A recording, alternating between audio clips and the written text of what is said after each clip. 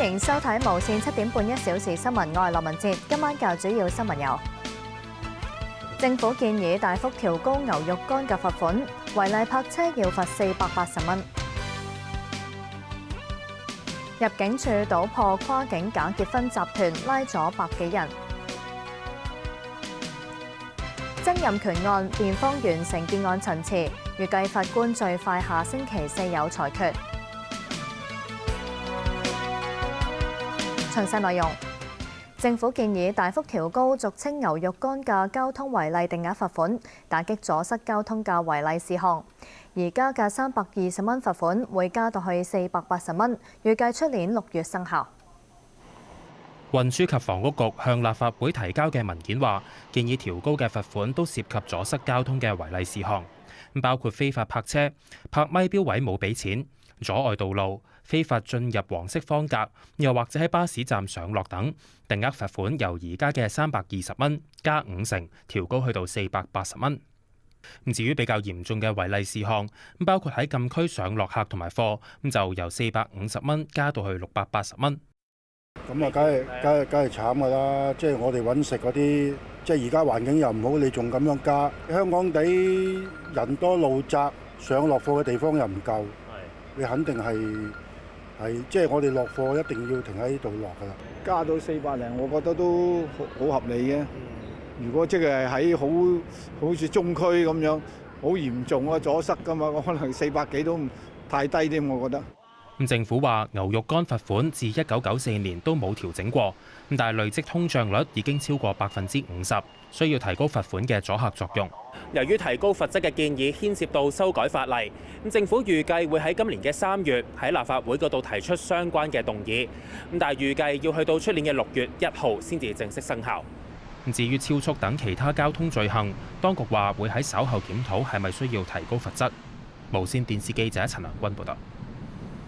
入境處搗破一個假結婚集團，拉咗128人，包括3個骨幹成員，涉嫌協助內地人透過同香港居民假結婚嚟香港。被捕香港人主要係年輕人，更加有大學生。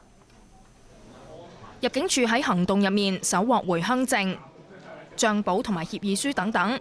犯罪集團透過社交網站或者手機通訊程式招攬香港居民同內地人假結婚。犯罪集團以8萬至到10萬蚊利誘佢哋，但係最終只係收到5000至到2萬蚊報酬。入境處舊年3月展開行動，至今拘捕41個內地人同埋87個香港人，包括2個大學生。主要招攬年輕嘅香港居民。所以被捕嘅84名香港居民之中呢，大部分接近80%呢係締結虛假婚姻嗰時嗰啲年齡係介乎20至25歲嘅。嗰啲年青人都係隱瞞家人，自行前往內地締結虛假婚姻。被捕嘅香港居民3個係犯罪集團嘅骨幹成員，原籍廣東、福建同海南。佢哋提供一條龍服務，協助香港人申請無結婚記錄證明書，喺本港律師樓辦理結婚證明書等等。假結婚之後，協助內地居民申請探親簽注嚟香港非法工作，或者申請單程證嚟香港。估計集團已經活躍超過2年，至今已經安排122宗假結婚，涉及超過1000萬。佢牽涉嘅呢係一啲串謀欺詐嘅罪行。佢哋喺締結呢個婚姻之前呢，佢哋係有其他目的去做嘅。佢亦都同意咗中間有一啲安排，咁然後佢哋先至有人會有報酬，絕大部分都係冇來往嘅。咁換言之，即係雙方對大家嘅背景其實唔清楚。譬如一個好正常一對夫妻，你一定會對對方嘅家庭背景啦、你嘅職業啦、你嘅生活習慣啦，你一定會清楚。入境處話，從事假結婚係非常嚴重嘅罪行。根據過往嘅調查同埋破獲嘅案件，任何人士參與假結婚嘅行為，絕大部分都會被判處即時監禁。被捕人士入面有24人被判監9至18個月。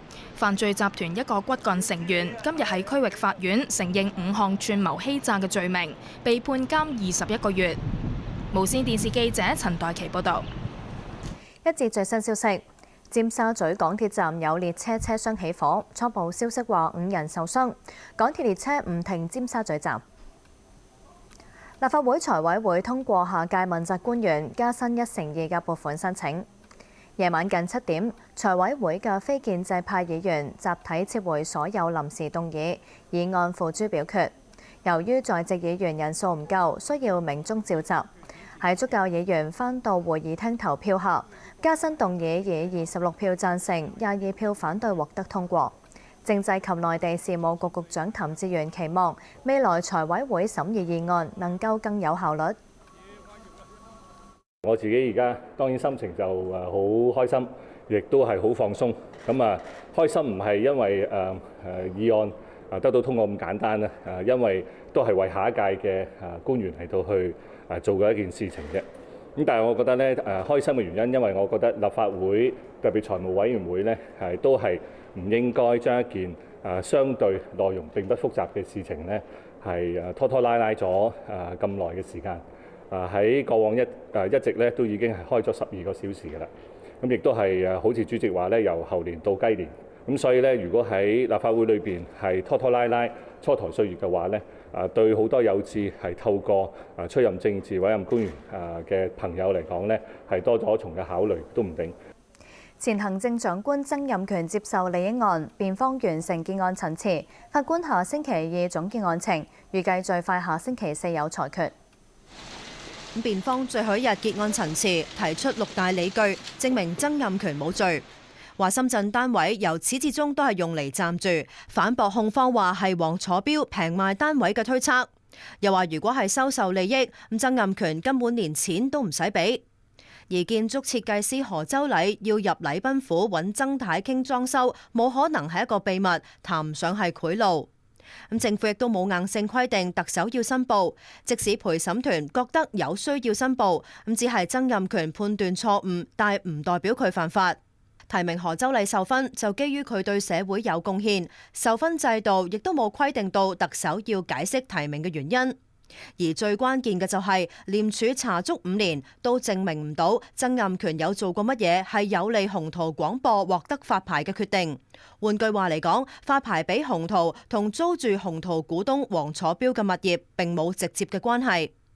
辯方最後總結話，呢一單案根本就唔係典型嘅貪污賄賂。如果陪審團唔係100%咁肯定，就第一項行政長官接受利益罪就應該判曾蔭權無罪。如果連第一項都唔成立，咁第2、第3項嘅公職人員行為失當罪亦都應該被判無罪。辯方進一步話，當年同曾蔭權共事嘅林鄭月娥、劉慧蘭同埋謝曼儀等嘅一眾高官都唔覺得曾蔭權喺發牌俾雄濤或者係授勳俾何周禮嘅決定上有任何可疑或者唔尋常之處。佢又引述林鄭月娥早前作供話，視曾蔭權為公務員嘅典範。辯方就話，以林鄭月娥今時今日嘅身份講嘢應該極之小心謹慎，但佢冇劃清界線，反而咁樣讚揚坐喺犯人欄嘅疑犯。認為陪審團應該睇清楚，到底曾蔭權係咪好似控方所講係機關算盡嘅雙面人，定係一個為咗避嫌連買樓投資賺錢都唔會嘅錢財爺？辯方又話，曾蔭權嘅結局而家就交咗喺9名嘅陪審員手上，無論佢哋有幾咁嫉惡如仇，都唔能夠基於一啲假設或者係猜測而有機會錯判已經係72歲嘅曾蔭權。法官會喺下星期2開始總結案情，之後陪審團會退庭商議，案件最快喺下個星期4會有裁決。無線電視記者詹前永報道。行政長官選舉提名期下個星期展開，參選嘅胡國興會見民建聯爭取支持。曾俊華話：非常樂觀取得足夠嘅提名，而林鄭月娥就反駁外界對佢嘅批評。林鄭月娥接受民主黨前主席劉慧卿訪問，話外界對佢嘅標籤唔公道。就係 CY 2.0，一陣又話我咧中央欽點，一陣又話咧因為你成日做扶貧咧，你係一個福利主義者。呢場選舉係我自己溫嘅，我有足夠嘅信心，有足夠嘅能量。至於曾俊華就話，網上面眾籌已經有超過21000人捐款，累積超過450萬，另外有超過60萬嘅郵寄支票捐款。我而家係非常之樂觀，我哋係可以得到足夠嘅提名嘅。我哋係會採取一個策略性嘅方法咧，去揾一個適當嘅時間咧，去提交我哋嘅我哋嘅提名。咁呢個咧，我哋係會就住呢啲方面去再作出多啲研究嘅。另一個參選人胡國興就拜會民建聯，大約40個民建聯成員出席。較林鄭月娥、曾俊華同埋葉劉淑儀同類嘅座談會出席人數最少。實際係不可比較嘅，但係我覺得成個會場係坐滿咗人嚇，而同埋咧佢哋提問亦都好踴躍。民建聯主席李慧瓊話：佢哋唔打算邀請已經宣布參選嘅梁國雄出席座談會，中委會會開會決定提名意向。至於其餘2位參選人，包括葉劉淑儀同埋梁國雄。無線電視記者李慧報導。立法會行管會下星期會討論社民連議員梁國雄喺立法會宣布參選係咪有問題。梁國雄星期3喺幾個非建制派議員陪同，喺立法會1樓記者室宣布參選。有建制派議員去信行管會，批評梁國雄利用公共資源競選。主席梁君彥同傳媒查證嘅時候話，行管會下個星期1會開會討論事件。佢個人認為立法會大樓應該係議員做嘢嘅地方，而梁國雄就反駁，話見記者並唔係宣佈參選，只係備選。休息返嚟會講下，葵涌安蔭村有單位發生火警，一個80歲女住客死亡。特朗普上任後首次同習近平通電話，承諾奉行一個中國原則。